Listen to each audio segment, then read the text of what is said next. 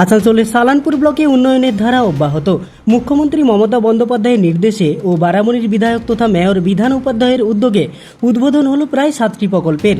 রবিবার সালানপুর ব্লকের শ্যামডি পঞ্চায়েতে একটি বাউন্ডারি দেওয়াল, শ্যামডি রায়পাড়ার ছোট্ট আকারে একটি কমিউনিটি হল, লোহাটে একটি নর্দমা এবং রূপনারায়ণপুর গ্রাম পঞ্চায়েতের অন্তর্গত রূপনারায়ণপুরে মুখ্য রাস্তা সহ প্রায় 7টি প্রকল্প ফিতে কেটে ও নারকেল ফাটিয়ে শিলান্যাস করেন বারামণির বিধায়ক তথা মেয়র বিধান উপাধ্যায়।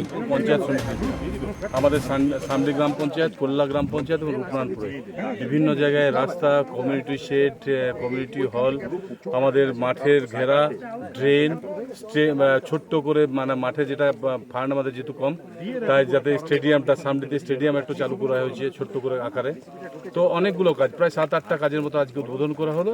এবং এই যে ড্রেনটা, এই ড্রেনটা এখন যেটা উদ্বোধন করলাম, এই ড্রেনটাতে রূপনারায়ণপুরের পুরো এই সাইডটার অঞ্চলের মানুষের পুরো কষ্ট হতো।